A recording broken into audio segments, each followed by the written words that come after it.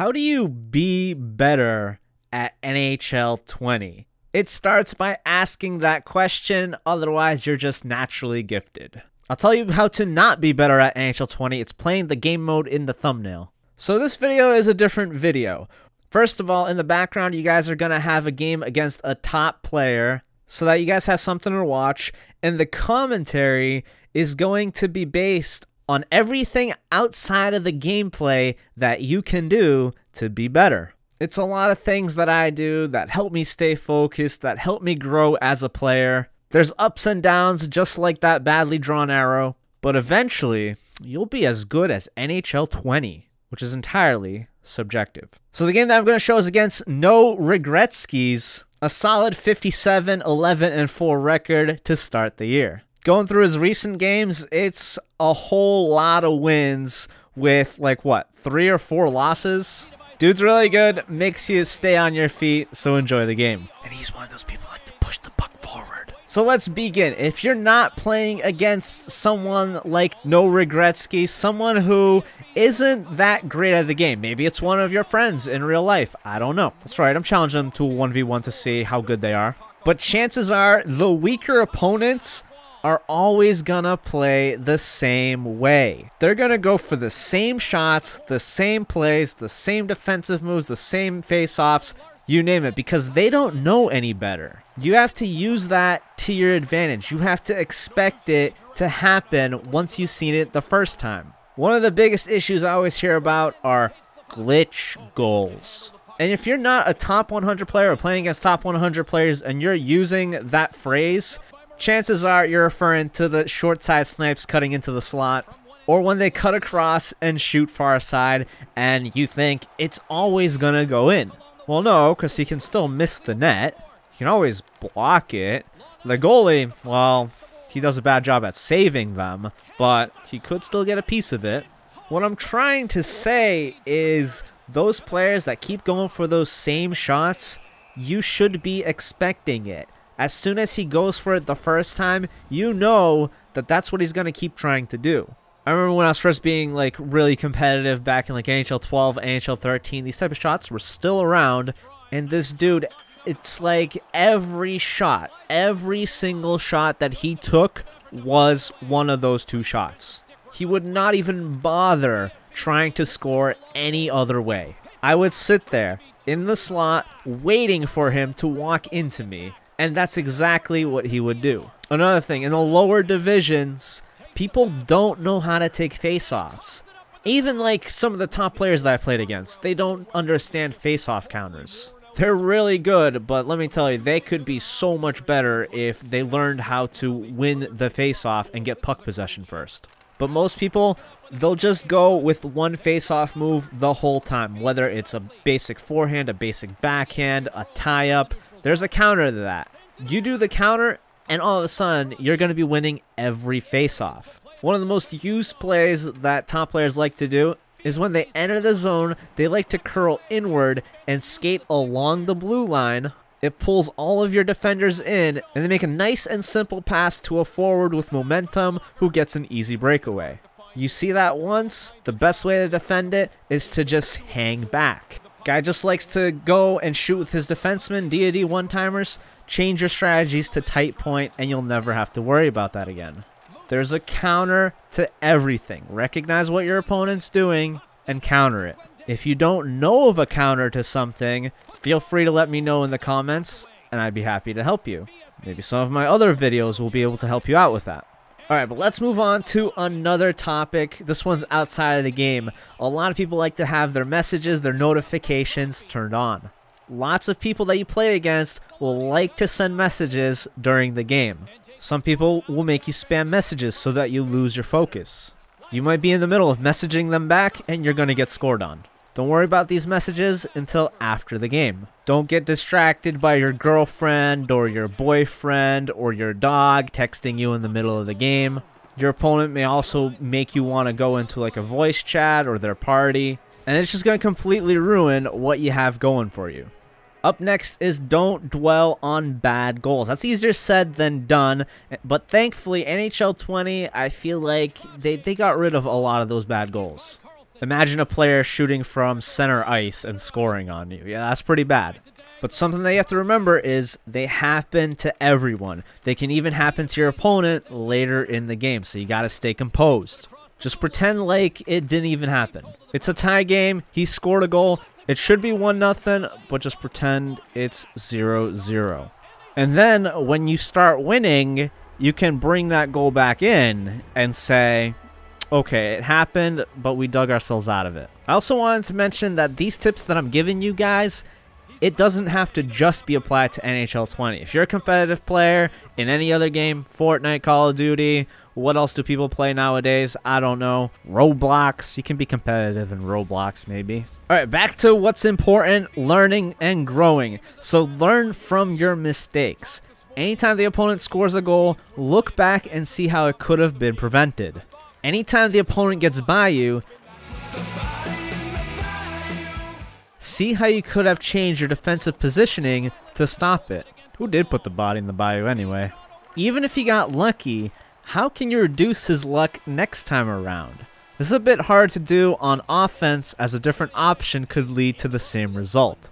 But always look for open lanes, open areas of the ice, and open players. A little adjustment here or there can make a huge difference. Something that could help is recording your gameplay. Whether that's the last 5 minutes, streaming it on Twitch or Mixer and then watching it, or with a capture card. Look back and see what you could have done better. Even if you went up 10-0, how could you have made it 11-0? Chances are, it's by not putting your controller down.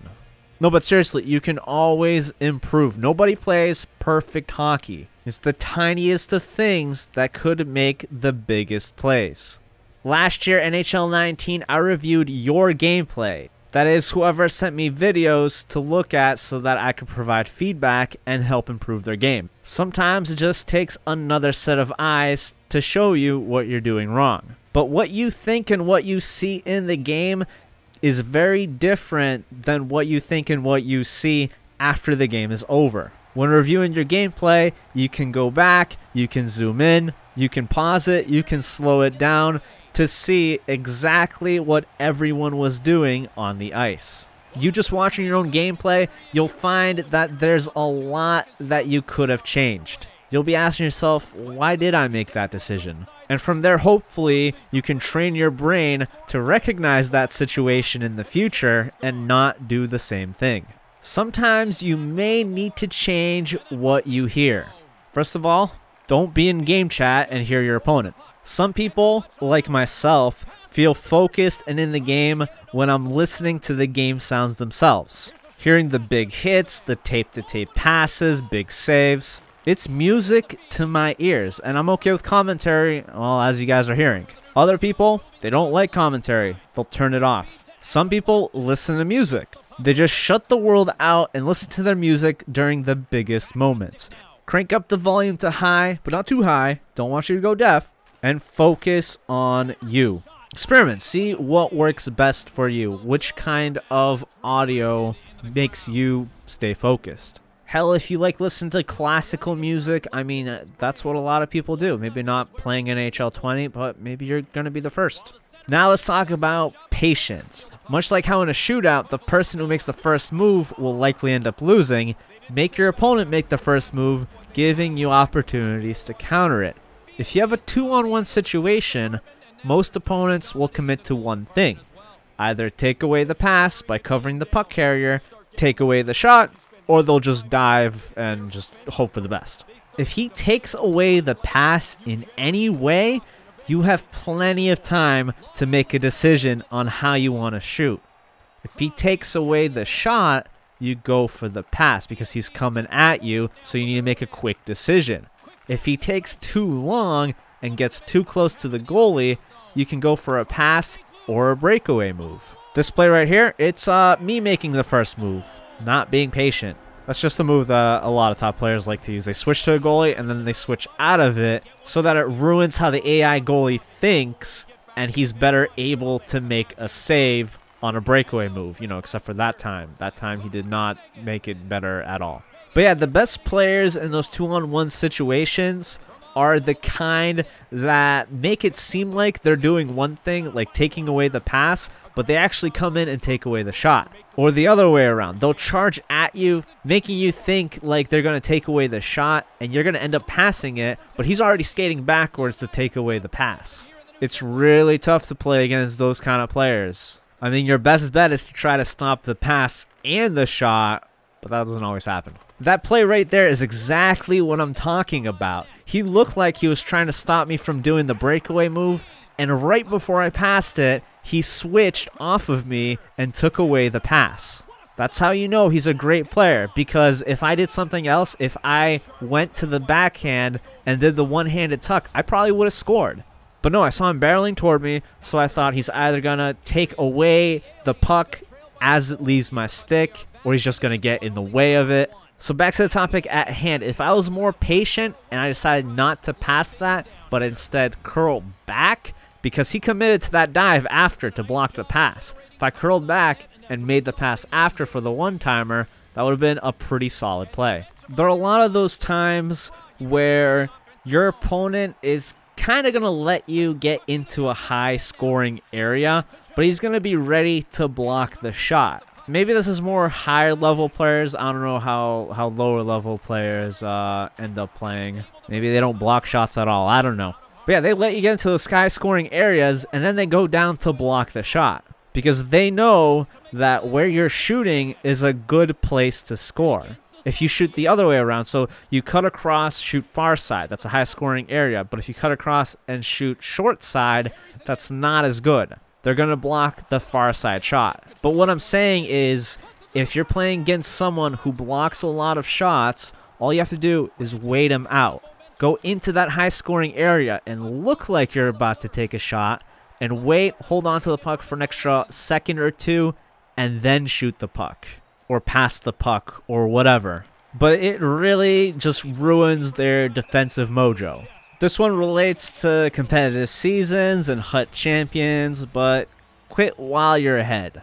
If you're overperforming, which basically means doing better than you thought you were going to do, don't play another game. One more game can turn a top 100 placement into a top 1,000 placement. You guys know how those points are. They're silly. You'll get hardly any points for winning, and you'll lose all of it for losing. If you're overperforming, you're playing against people that are significantly better than what you expected. Sure, it's nice to get that experience in, but getting better rewards is a lot more rewarding, believe it or not. However, when you play against top players, if you recognize a name, you've seen them on the leaderboard before, don't quit out. Because playing against them, you can see just where you stand and how you can get better. You'll see what they do, how they exploit you, and how they stop your moves.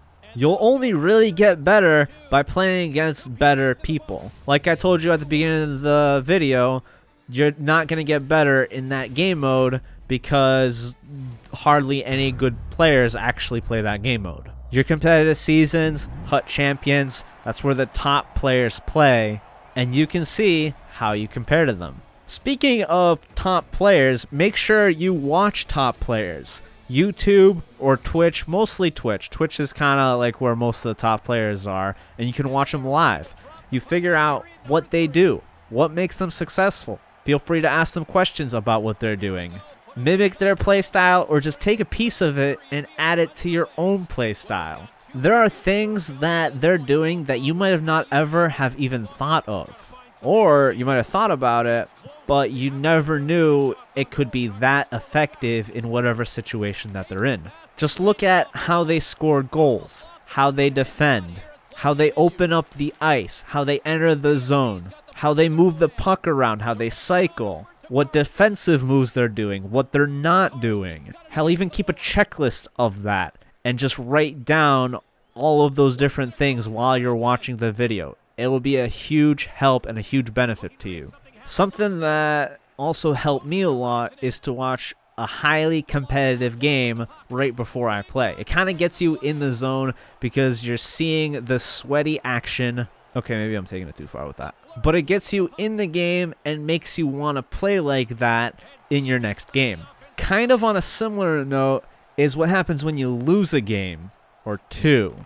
Not saying that you have. Some people never lose games. It's never their fault. Ice tilt, ice tilt, ice tilt. But anytime you lose in a way that leads you to shouting many obscenities, just take a short break and come back after you've cooled off. If that means watching one of those really intense games so that, again, it can get you back into it, do what you gotta do to feel fresh and ready to go at the start of the next game.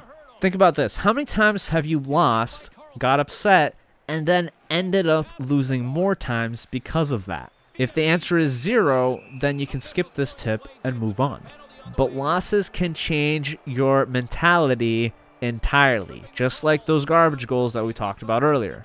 Losses tend to come in streaks if not taken care of. You don't want to be dwelling on your earlier games like, I should have done this, but you're in the middle of playing the next game. Maybe only I do that, I don't know. But in previous years, I would go on like 3, 4, or 5 loss streaks because it was just making me feel worse and worse. I'd be in the top 10 and later in the night finish top 1000. By following this tip, I limited my losses to just 2 in a row in these last 2 years. And what that meant was, well, I'd finish really well in competitive seasons and HUT champions. The last thing that I want to talk about is not for everyone, but it's better equipment. This one's rough for the financially challenged people, but upgrades in your controller, your headset, monitor, and internet will make a huge difference. I've had my Astros A40s since high school, and that was like a while ago. I invested in a top quality headset, hardly ever breaks, great sound quality, and like I said before, it makes me feel like I'm in the game. If you don't have a headset at all, or you're using one of those basic Xbox PS4 headsets that you can get for like $10 off eBay, getting an upgrade there can make a huge difference. Same with monitors. I gotta be honest, I've been using a TV like ever since last year. When I made the upgrade, I got a monitor specifically for my Xbox gaming. And what a difference it made. The game just feels so much more smooth because with TVs, there's a thing called input lag, which means what shows up on your screen isn't exactly in real time. It's what happened like a bunch of milliseconds ago. You want it to have no delay or a really small delay so that you can see it happen as it's happening. Otherwise, you're reacting to something that happened, well, just a short time ago. Another thing about monitors, because it's so small, your eyes don't have to go and look really far to the left or to the right to see everything. Everything is right there, right in front of you. And you can change your camera angle so that it's zoomed out more, but because it's a monitor and it keeps things compact, it allows you to see things better. TVs sometimes also have the issue where like cuts off a portion of your screen, so that could be quite a problem. Your controller, also a big deal. You want to be wired instead of wireless because the same reason as the TV monitor thing. There's input lag. Playing on a wired controller, all of your controls, all of your moves, your input gets sent to the console sooner than wireless. Some people are also using controllers that are kind of like broken down. Buttons may be broken, your left and your right stick might be worn out. Again, it's not for everyone, but consider getting new controllers from time to time. It seems like every time I buy a new controller and use it for NHL, all of my passes just suddenly become far more crisp. Elite controllers are also another option. An Elite controller gives you more customization and options with the paddles. I think the Scuff controllers are also another alternative to that, but that'll pretty much allow you to hustle with the paddle instead of ruining your left stick by pressing it in constantly. Finally, it's your internet. This one absolutely ruins me. Bad connections, lag, you don't want to deal with that. You want to have the best connection, make it feel like it's an offline game when you're playing online. It's kind of like the opposite of input lag. Instead of seeing things like a few milliseconds after it happened, with lag, you're trying to kind of like predict what is going to happen, and you have to do it a few seconds in advance with your controls and your input. So yeah, people who have a bad connection, no headset, broken down controller, play on your TV, you guys have the biggest disadvantage I could think of. It's like everything is not in your favor. So that is my video on how to be better, not only at NHL 20, but any kind of game that you play. Here you can see my 2-1 victory over No Regretskis. You can see the stats after. It propelled me into the top 100. This was pretty early in the competitive season, so didn't get to play a whole lot of games yet. But now I want to know what you guys think. What makes you play better at the game? Going through these tips will make you better, but are there any tips that stand out? Anything that maybe could be expanded upon? Let me know in the comments, and I'll see you guys in another video.